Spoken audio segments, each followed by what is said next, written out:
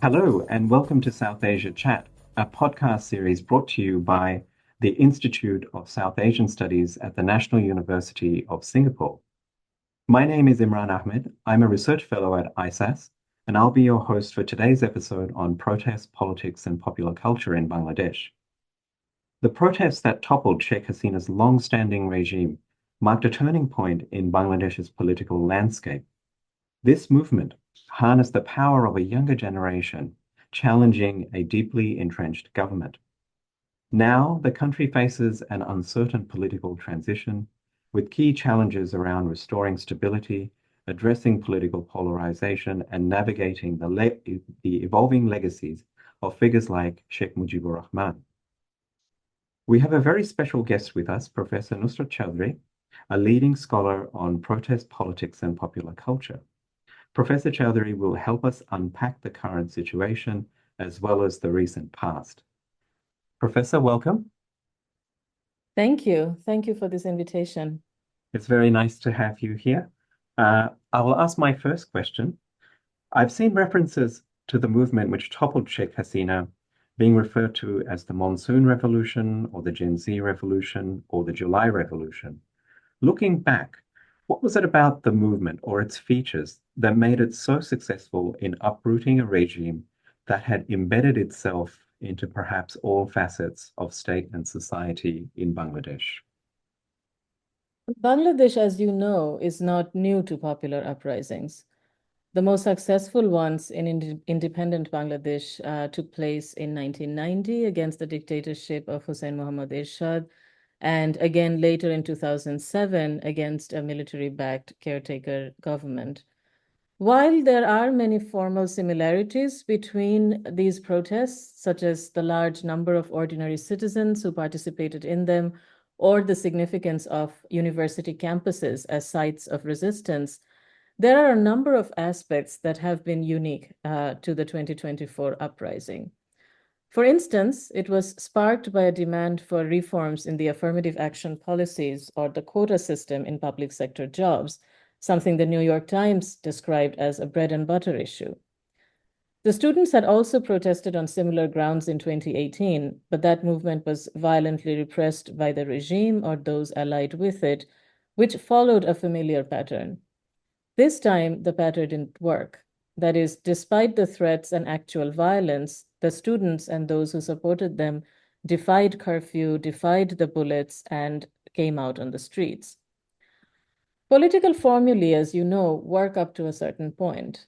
In the case of the Awami League regime, it worked well for many years until it didn't.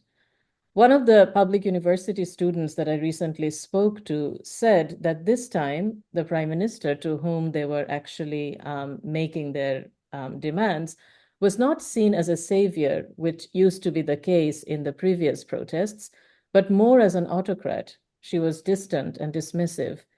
And the dismissive nature with which she spoke to and about the students hit a nerve. The usual language game didn't work, and the students turned these comments into arsenal for their protest. Also, a long-standing culture of repression, censorship, violence, and unequal distribution of resources had created a situation that became untenable, as Shohidul Alam, one of the photojournalists who was arrested and tortured during the Awami League regime, has described it that Bangladesh was ready to explode, and that's what happened.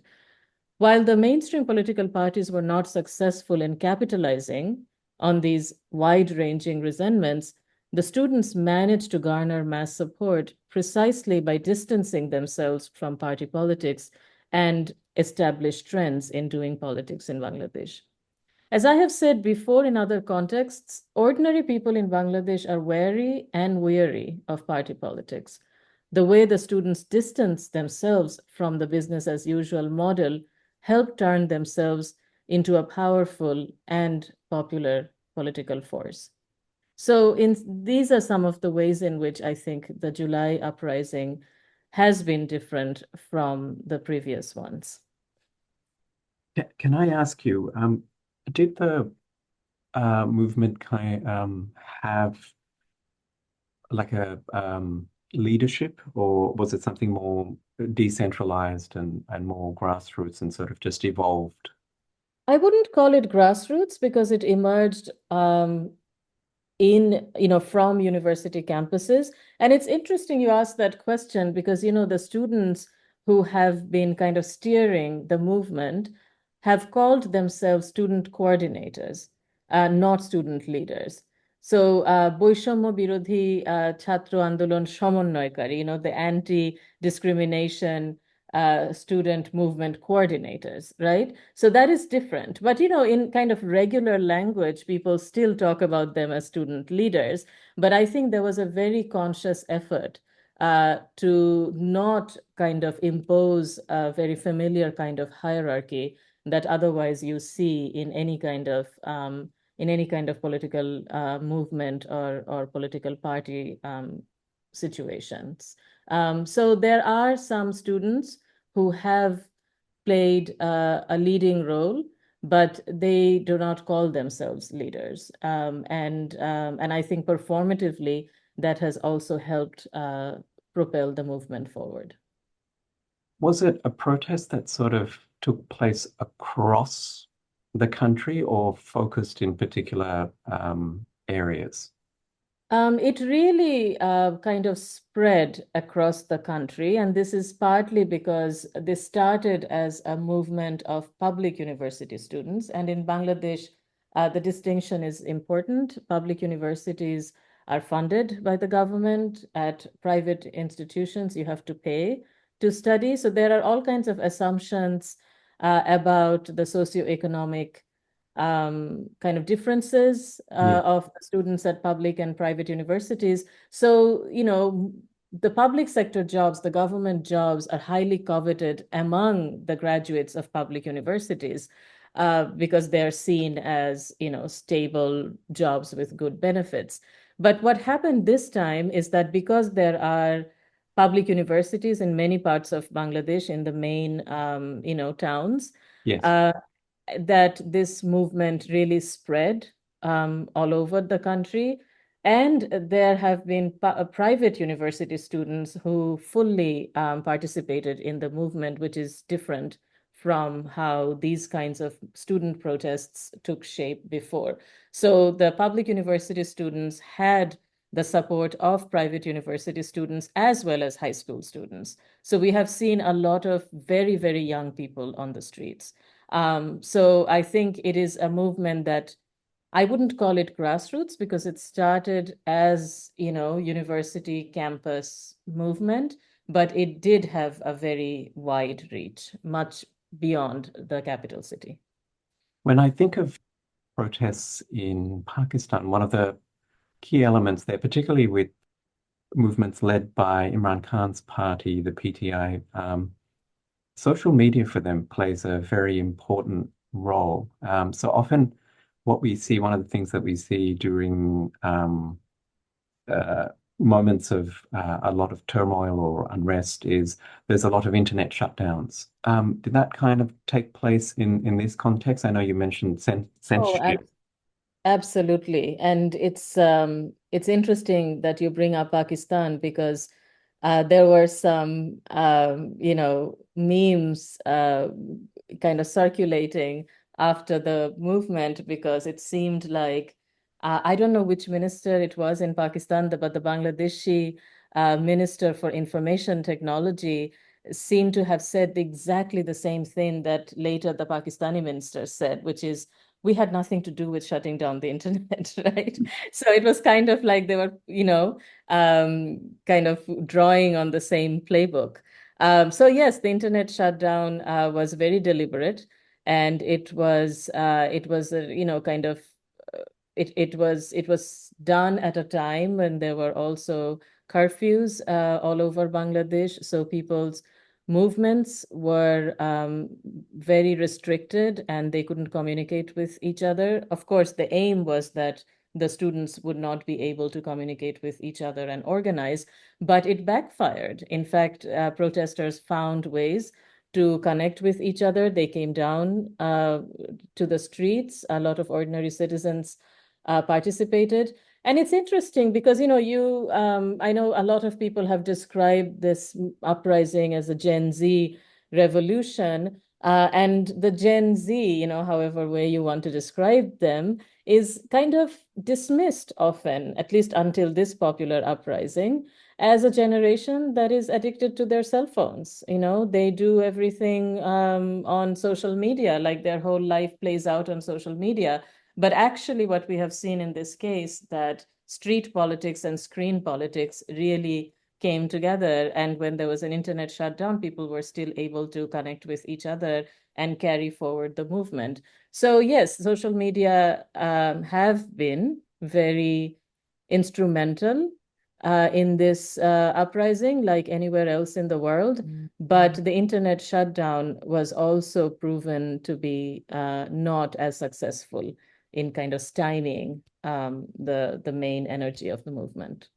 I like what you said there about street politics and screen politics. That's that's a very good one. Um, just off to my next question. Movements like the July Revolution often leave lasting impressions on national consciousness. Are there any symbols and narratives that have emerged from this movement that could shape its legacy? What aspects of the uprising do you think will resonate most strongly? So, at a literal level, as we have all seen, the July uprising has produced unforgettable images. It has left a massive digital and actual footprint in the form of photographs, blogs, vlogs, and numerous graffiti.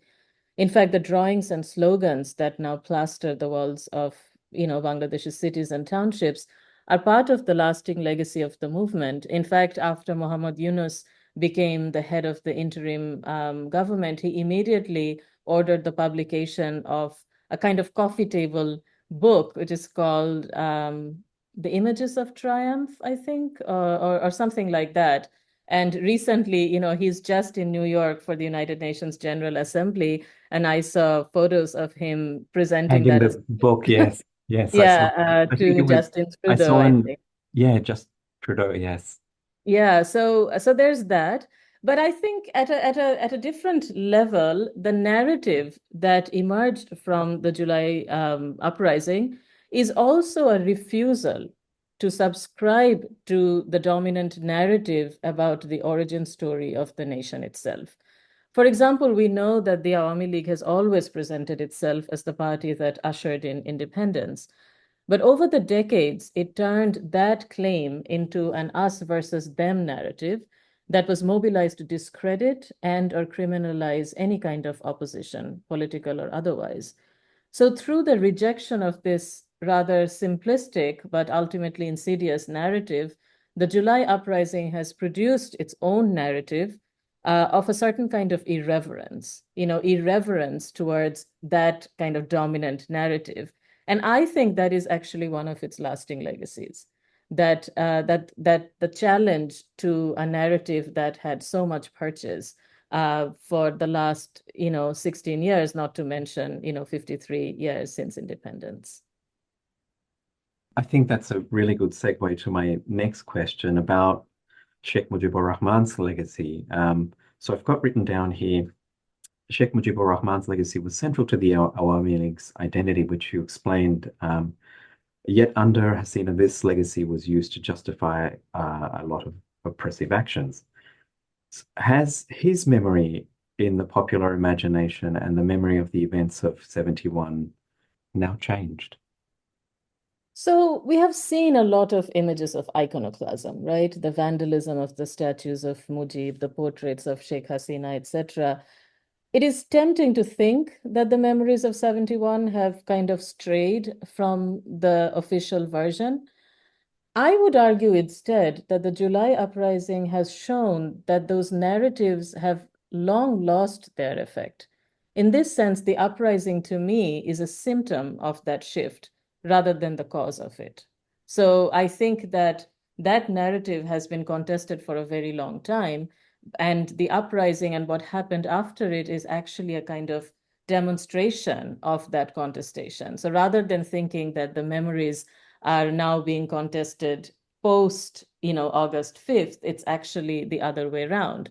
So many participants of the protest, like Gen Z, as you like to call them, have been exposed to an obsessive account of the birth of the nation that was exaggerated, sentimental, and ultimately deeply politicized.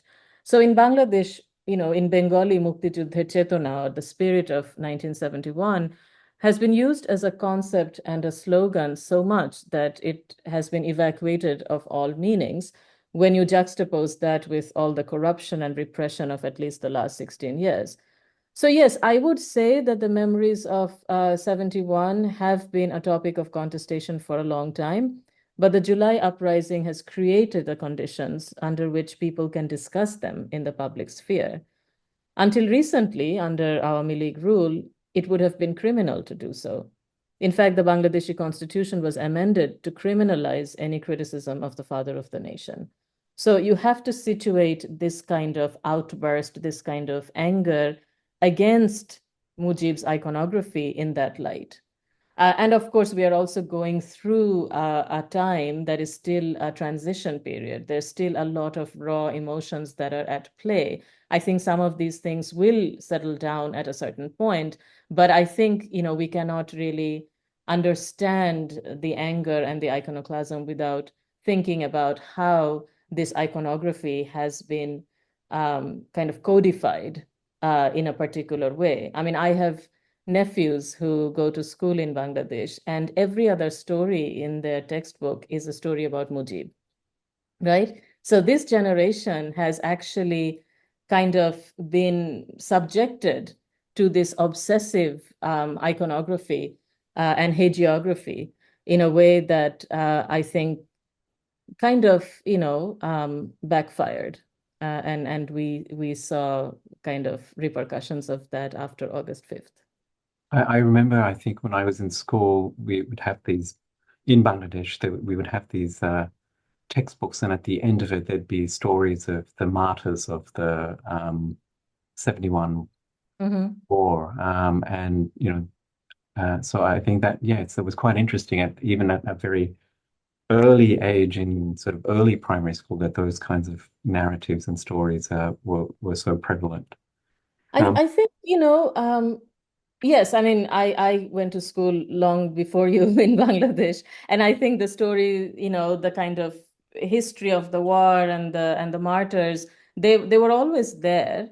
But I think what I'm trying to say that what's happening now or what happened in the last decade or so is not only that there are, stories about the war, there were stories about Mujib himself, right? Mm. So there's kind of this personification of and deification of the whole topic of 1971 that is not about historiography, it's hagiography, uh, Geography. and that happened in a much more kind of exaggerated way in the past decade and a half. It it leads me to um, ask a sort of a sub question. You mentioned earlier about sort of how Bangladeshis are wary and weary of the political classes, the major political parties. Has all of this, how does this impact the Awami League now? That's that's a hard question to answer. There's a lot of anger, Mm. as you know, and but we'll have to wait for the dust to settle a little bit to answer that question. Yes. But the Awami League right now, because of the way they have performed, their politics in the last decade and a half, um, the Awami League right now is kind of party non grata. In Bangladesh in many ways. It's hard to, in the public sphere, it's hard to defend them, defend their actions. But, the Awami League is a major political party in Bangladesh. How it consolidates itself is something that is yet to be seen. But I think there has been a kind of consensus that the way in which the leader of the party and the leader of the country handled this situation and the way she resigned and fled without letting even senior leadership of the party know what was going on. that created a big problem for the party activists and others who are affiliated with the Awami League. And there is a strong sense that people who were really powerful during the Awami League regime have been able to flee or protect themselves in a way that thousands of their supporters or party activists haven't been able to. So I think within the Awami League, there is a lot of conversation going on that I'm not privy to, but what I sense is that, the way the events have unfolded have surprised many of them, even those who were pretty close to the former prime minister. But in the public sphere, it's very difficult right now to identify yourself as the Awami League. But there is also some sense that if there is an election, it would be a one-sided one if it is only the Bangladesh Nationalist Party and Jamaat Islami and others, because the Awami League is a major political party. But some of the student leaders or student coordinators have also talked about how, they don't want, a kind of what they call a fascist party to come back without having, really kind of been having paid, what they're, having been held accountable for their actions. And as you know, there's some conversation going on about bringing Sheikh Hasina back and trying her for the violence that took place during the uprising until August 5th, and some even on August 5th. So I think it's kind of a hard question to answer at this point. I don't know what's happening at the level of organizing, but in the kind of public sphere, there's a lot of conversation about justice. And there's a talk about the International Crimes Tribunal that is actually a Bangladeshi process, and there's also talk about ICJ, International Court of Justice, and those conversations are taking place as we speak. Thank you. I think that gives us a lot of insight into kind of, I guess, the uncertain situation that's unfolding. My next question, in a political landscape that's marked by polarization between factions and parties, as well as public skepticism towards these major political parties that you touched on earlier, what challenge does this pose for restoring stability in Bangladesh? And has it been difficult to build consensus on moving forward on a lot of the critical issues facing the country at the moment? Yes, this is a major site of contention, and I would add uncertainty and skepticism. I mean, skepticism is your word, and I agree. So while the student coordinators have called on major reforms of state institutions, and they have said that a fascist party cannot come back without, first kind of being held accountable for their actions, there is some suspicion that the political culture has not fundamentally shifted. There is anxiety that once an elected government comes to power, things might go back to politics as usual. Bangladeshis have seen way too many successful uprisings get derailed by either military rule or kind of usual ways of doing politics.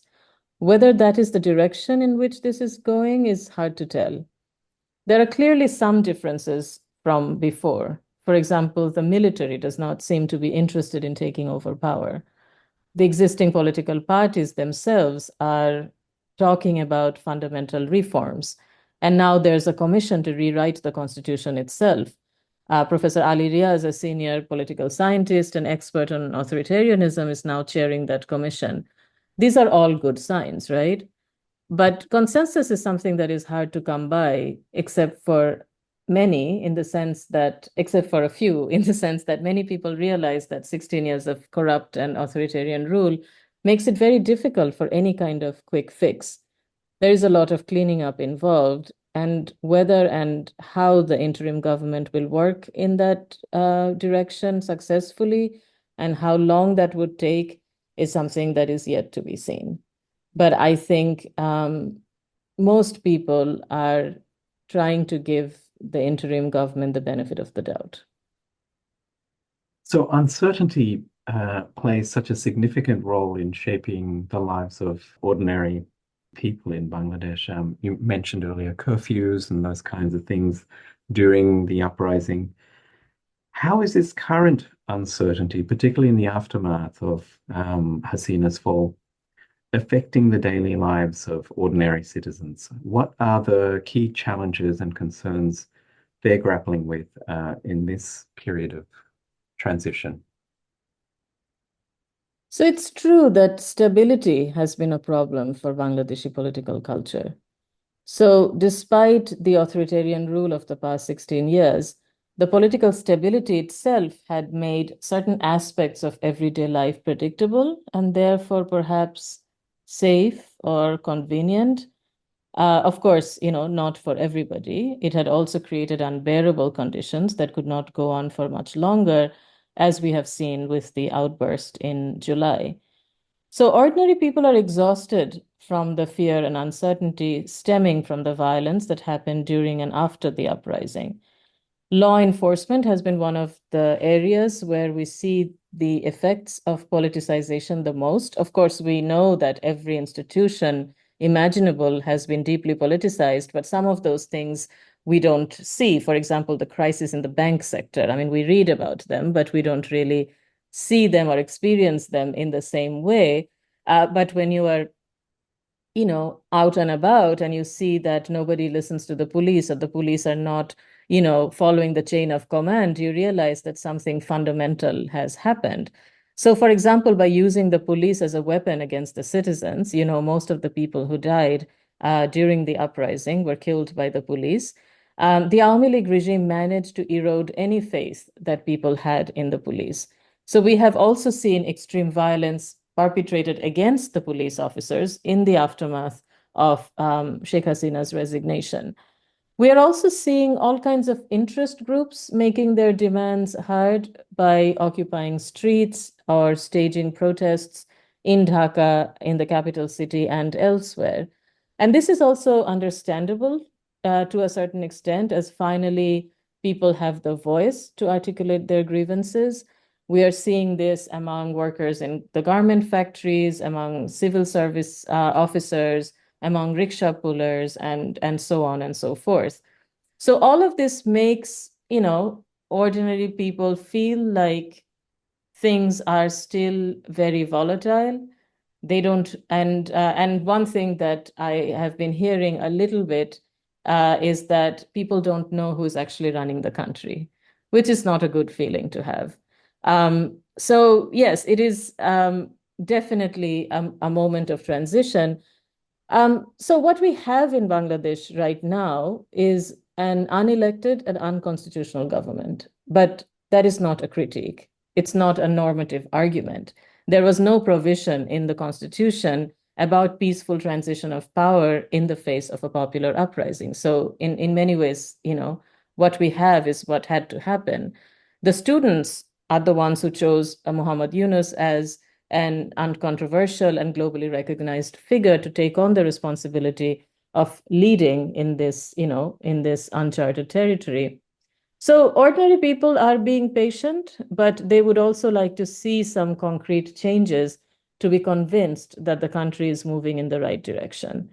And I'm not sure that there is consensus about what that direction might look like.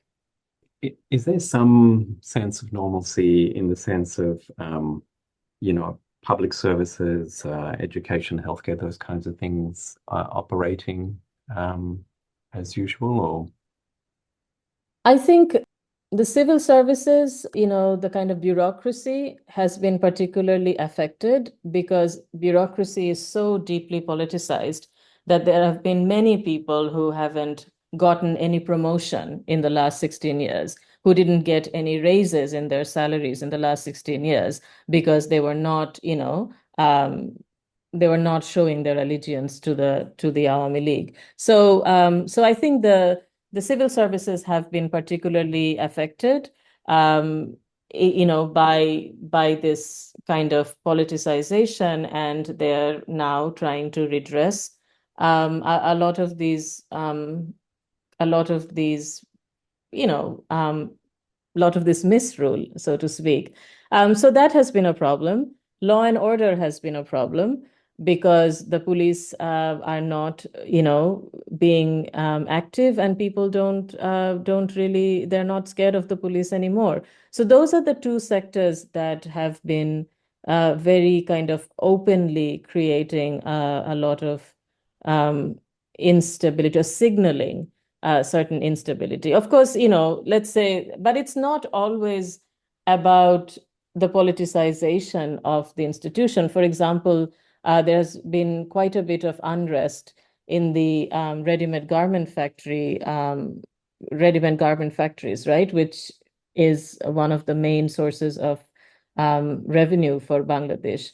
And I was just talking to somebody who used to live in Bangladesh in the 80s and 90s as part of Ford Foundation. And he was saying, what is different this time is that when Ershad fell from power again in the face of a popular uprising, nobody had to worry about the garment sector because that wasn't there in the same way, where now the economy is so dependent on that. But the grievances in the garment factory sector are much older.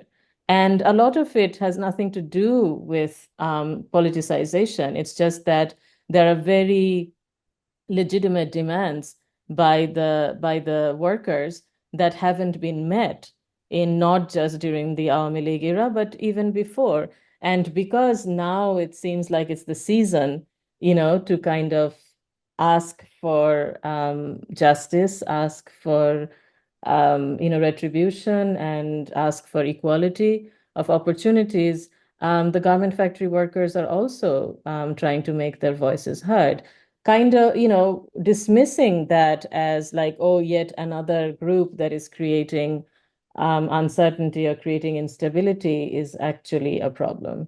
So I don't think everybody is, I think there is quite a bit of conspiracy also that the party that just was deposed from power is trying to create instability. Maybe some of it is true, but I don't think that is applicable to all the groups or interest groups that are trying to make their voices heard.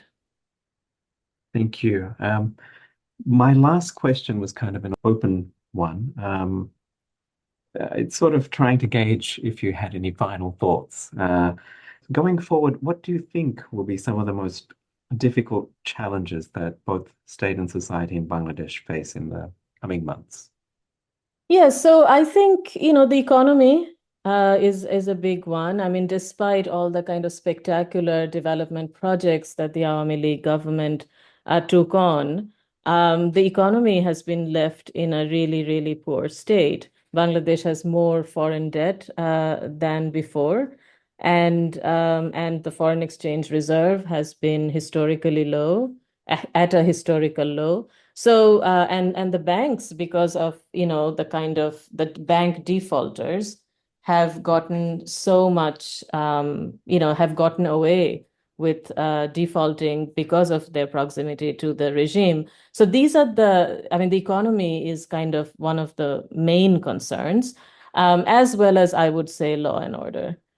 Because if people lose complete faith in the police, it's not that, people ever liked the police, but there was a certain understanding that the police would come and mediate in a situation and conflict. And when the police themselves feel like, they don't want to really go and mediate because they don't, they know that they're not liked by the people, that creates a very different kind of uncertainty and instability. So those are some of the things that I think in the lives of ordinary citizens would make a big difference if the economy were to become more stable, and law and order situation came to such a point that people felt more safe in their everyday life. So those are kind of the two immediate things. But of course, in terms of democracy, the election is a big one.